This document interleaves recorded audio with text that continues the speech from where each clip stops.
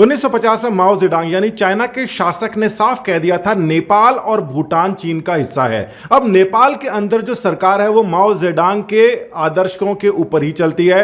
भूटान के अंदर चीन ने घुसने की कोशिश की थी मगर इंडिया ने उसको मार भगाया था। तो क्या है चीन का प्लान और नेपाल क्या चाइना के अंदर खुद जाने की कोशिश कर रहा है? और अगर चाइना के साथ में नेपाल ने अपने रिश्ते बनाने के चक्कर में इंडिया के साथ में रिश्ते खराब कर दिए तो कितना समय उसको लगेगा दिवालिया होने से, जो इस प्रकार का जीडीपी के ट्रेंड्स हैं उसके हिसाब से। तो सबसे पहले तिब्बत के ऊपर हमला कर चीन ने उसे अपने आप में मिला लिया था और इंडिया ने कुछ नहीं कहा था। तिब्बत के ऊपर हमला करने पर चाइना के खिलाफ इंडिया ने कुछ नहीं कहा था, यह उसकी शायद सबसे बड़ी भूल थी जिसको बाद के अंदर इंडिया ने सुधारा। तिब्बत देश कब्जाने के बाद माओ जेडांग ने लद्दाख, सिक्किम, भूटान, नेपाल और अरुणाचल प्रदेश को भी कब्जाने की बात कही थी। बहुत से लोग ये नहीं जानते कि डोकलाम भूटान का हिस्सा था मगर इंडिया ने केवल भूटान के लिए चाइना को पीछे खदेड़ा। उसके अलावा नेपाल भी ऐसा बच जाता है जो चीन कब्जे में लेना चाहता है। तो नेपाल की सत्ताधारी पार्टी अपने लोगों को शायद ये बताना नहीं चाहती कि जिस आदर्श के ऊपर उनकी पार्टी बनी है उस आदर्शवाद के जनक माओ जेडांग ने ये खुद ने कह रखा है कि चीन की अगर तिब्बत हथेली है तो अरुणाचल प्रदेश, भूटान, नेपाल, सिक्किम और लद्दाख ये पांचों के पांचों क्षेत्र उसकी उंगलियां हैं, यानी कि इन सभी जगह को चीन के अंदर वो शामिल करना चाहता है। नेपाल के किंग बीरेंद्र की हत्या की साजिश रची गई और उसको अंजाम दे दिया गया। इस तरीके की साजिश रची गई कि सारा इल्जाम ही नेपाल के क्राउन प्रिंस के ऊपर आ जाए, जो कि भारत के अंदर भी बहुत ज्यादा पसंद किया जाता था। नेपाल के क्राउन प्रिंस दीपेंद्र का बेहद शानदार व्यक्तित्व था और माना जाता था कि वो अब तक का सबसे सर्वश्रेष्ठ राजा बनने वाले हैं। और चाइना को शायद ये सारी की सारी बात मंजूर नहीं थी, इसीलिए कम्युनिस्ट पार्टीज जिस प्रकार से सेकेंड वर्ल्ड वॉर के अंदर एलएसडी का प्रयोग करती थी लोगों का दिमाग खराब करने के, उस प्रकार से हो सकता है कि उनको कुछ ड्रग्स दी गई हो। रशिया ने एलएसडी को कोल्ड वॉर के दौरान इस्तेमाल किया था और उसका इस्तेमाल हिटलर पर भी हुआ था। सेकेंड वर्ल्ड वॉर के टाइम में कई सारे नाजी लीडर्स की गाड़ियों के स्टीयरिंग के ऊपर एलएसडी का छिड़काव कर दिया जाता था,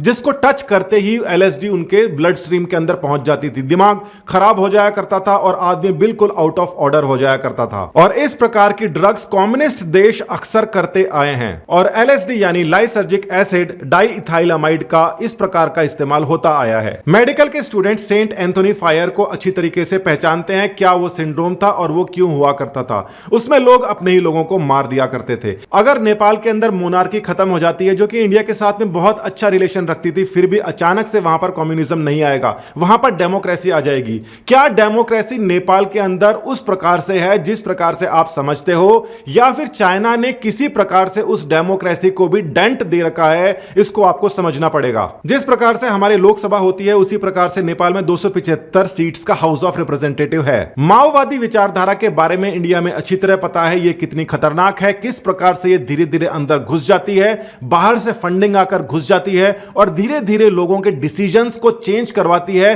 और उसकी वजह से पूरा का पूरा जो सिस्टम है वो डिजास्टर बन जाता है। ये जो 275 सीट्स हैं जिसको डेमोक्रेसी के हिसाब से बनाया गया है उसका हिसाब भी आप देख लीजिए। सबसे बड़ी कम्युनिस्ट पार्टी जिसके पास में 80 सीट्स हैं उसके पास में केवल 30% ही वोट्स मिले हैं, जबकि 35% यानी सबसे ज्यादा वोट लेने वाली पार्टी को केवल 23 सीटें मिली है। यहां से पता पड़ता है कि नेपाल के अंदर कुछ ना कुछ ऐसा हो रहा था जो डेमोक्रेसी को बर्बाद करने की कोशिश कर रहा था, क्योंकि इंडिया के अंदर हम सभी जानते हैं कि लोकसभा सीट्स का बंटवारा हमेशा पॉपुलेशन के हिसाब से होता है, मगर यहां पर क्या माजरा है वो समझ से ही परे है और इसको किस प्रकार से डेमोक्रेसी का नाम दिया गया है। क्या इस प्रकार की संभावनाएं हैं कि चाइना के इंफ्लुएंस के अंदर वहां का जो सीट्स का बंटवारा है वो धीरे धीरे इस प्रकार से किया जाए कि थोड़े समय बाद में जो पार्टी वहां पावर में आए वो वही गीत गाए जिसकी लिरिक्स चाइना ने उसको सिखा रखी है। देखने पर पता पड़ जाता है कि नेपाल को अलग अलग प्रोविंसेस में यानी कि प्रदेशों में या राज्य कह सकते हो जिसे आप, उसमें किस प्रकार से डिवाइड किया गया है। भारत की डेमोक्रेसी का प्रतिबिंब नेपाल की डेमोक्रेसी के अंदर नहीं दिखाई देता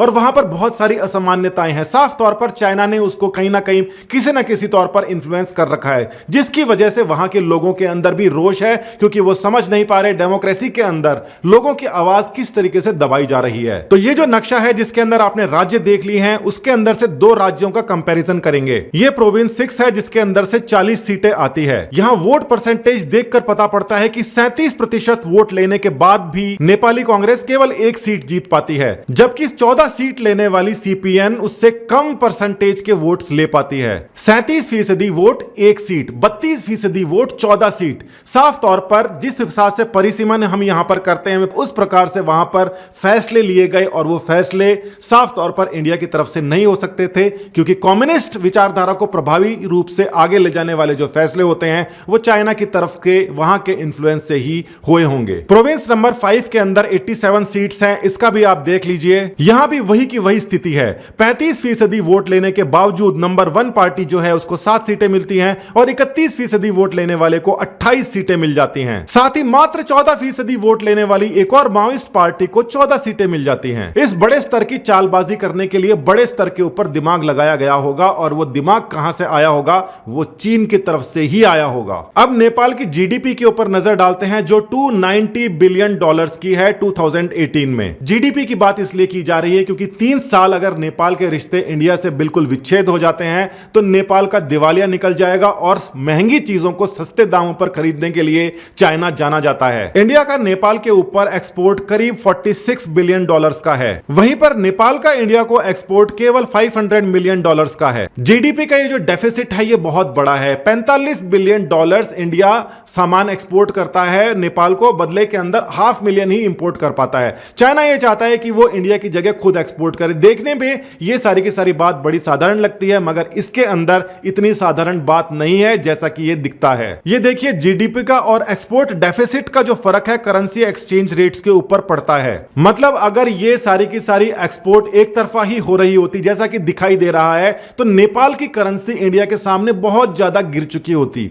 मगर उसका हाल क्या है? ये ट्रेंड आप देख सकते हैं डॉलर के मुकाबले नेपाली करेंसी का क्या ट्रेंड है पिछले 10 सालों का, और साथ ही में वैसा ही ट्रेंड आप देख सकते हैं इंडियन रुपी के बारे में भी, जो ट्रेंड डॉलर के साथ में चल रहा है। यानी कि इंडिया की जीडीपी और नेपाल की जीडीपी आपस में अच्छी तरीके से गुथी हुई है, जबकि डेफिसिट वहां पर है। साथ ही के अंदर आप देख सकते हो कि इंडियन रुपी और नेपाली रुपी के बीच के अंदर कोई वेरिएशन आया ही नहीं है 10 सालों से। यानी जो करेंसीज हैं वो एक साथ साथ में चल रही हैं, उनके अंदर कोई उतार चढ़ाव नहीं है।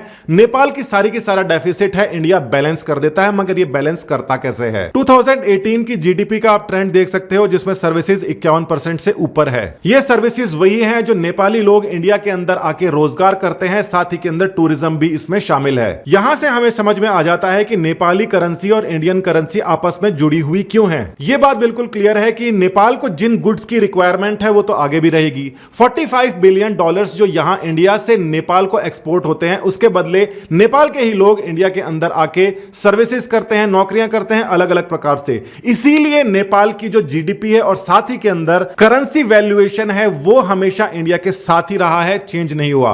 अब अगर यह मानिए कि इंडिया से नेपाल को गुड्स एक्सपोर्ट नहीं होते तो वो चाइना से एक्सपोर्ट हो जाएंगे, मगर यह बिल्कुल मत मान लीजिए कि नेपाल के अंदर से 5 लोगों को भी चाइना अपने यहां पे नौकरी दे देगा। नेपाल बेरोजगार हो जाएगा, उसके पास में एक ही सामान रह जाएगा कि वो चाइना से इंपोर्ट करते रहे और घर बैठे खाते रहे, और उसके पास के अंदर रोजगार के साधन खत्म हो जाएंगे, क्योंकि इंडिया के साथ में तो उसका झगड़ा हो जाएगा। तो ये जो जीडीपी दिखाई दे रही है नेपाल की, उसके अंदर एक हिडन फैक्टर है इंडिया के अंदर होने वाले रोजगार का। 300 बिलियन का जीडीपी और 45 बिलियन का इंपोर्ट, केवल 4 साल के अंदर नेपाल दिवालिया होने के स्तर तक पहुंच जाएगा। और वो इसलिए पहुंच जाएगा क्योंकि चाइना भी यही चाहता है। चाइना ये चाहता है, 1950 से माओ जेडोंग के टाइम से चाहता है कि नेपाल चाइना के अंदर मिल जाए, क्योंकि माओ जेडोंग जिसकी विचारधारा के ऊपर नेपाल के अंदर पार्टी बनी है, माओवादी पार्टी बनी है, वो खुद भी यही चाहते हैं। और जिस प्रकार से इंडिया और नेपाल के चहेते क्राउन प्रिंस दीपेंद्र के हाथों एक ऐसी घटना को अंजाम दिलवाया गया या उनके ऊपर आरोप लगाया गया जो कभी वो कर नहीं सकते थे,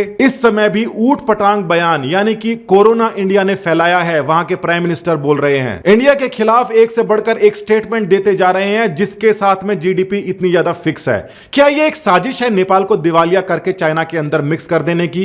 क्या इस समय ओली भी उसी प्रकार से खतरे में है जिस प्रकार से क्राउन प्रिंस थे, क्योंकि कम्युनिस्ट ताकतें उनको अपने हाथ की कठपुतली बना के रख रही हैं? इस प्रकार का गैर जिम्मेदाराना डिस्ट्रीब्यूशन के पीछे आखिर है कौन? देखिए, नेपाल अगर चाइना के पास चले जाए या अमेरिका के पास चले जाए, इंडिया की सेहत पे फर्क नहीं पड़ता, मगर फिर भी उन लोगों की, उन पूर्वजों की सेहत के ऊपर, उनकी आत्मा के ऊपर फर्क पड़ता है जिन्होंने नेपाल और इंडिया को हमेशा एक तरफ बनाए रखा। यहां की जनता नेपाल के साथ में उतनी जुड़ी हुई है जितनी नेपाल की जनता यहां की जनता के साथ में। केवल 1000-1500 लोगों की जो साजिश है उसको नेपाल की जनता जल्दी ही धराशायी कर देगी और दोनों के दोनों महान देश हमेशा से साथ थे, साथ में रहेंगे। और चाइना की ये जो पॉलिसी है जिसको भूटान तो समझता था मगर नेपाल भी जल्दी ही समझ जाएगा।